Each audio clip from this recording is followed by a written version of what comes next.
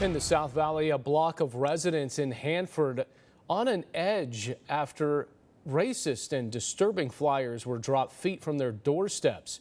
Catherine Phillips tonight in Hanford as police are now searching for the culprits. Yeah, this is one of the flyers here, and we found dozens still sitting around that neighborhood, still on people's lawns and front driveways. We talked to people there who had seen the flyers, and they say they are angry, a little scared, but mainly they just want to know who did this.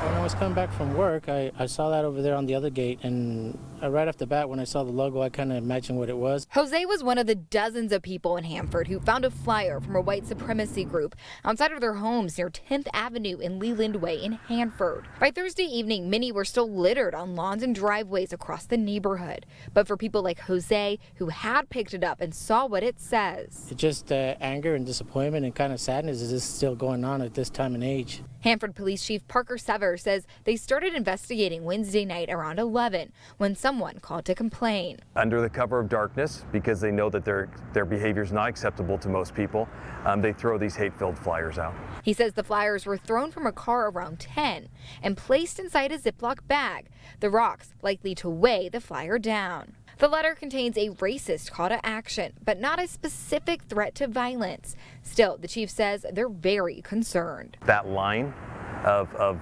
lawful and not lawful. And just because something is lawful does not mean it's right.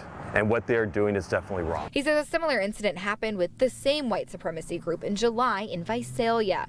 Now they're trying to figure out who it was, even if they can't be charged with a hate crime. We're somewhat limited on what we can do, but we still would like to identify these people because in case something does happen in our community, we'd like the intelligence to know where to look. At this point, police have not released an official suspect description, but the chief did tell us that some neighbors had reported to officers that they had seen a dark color sedan on their doorbell camera driving slowly around the time this happened. Reporting tonight in Hanford, Catherine Phillips, KC24, local news that matters.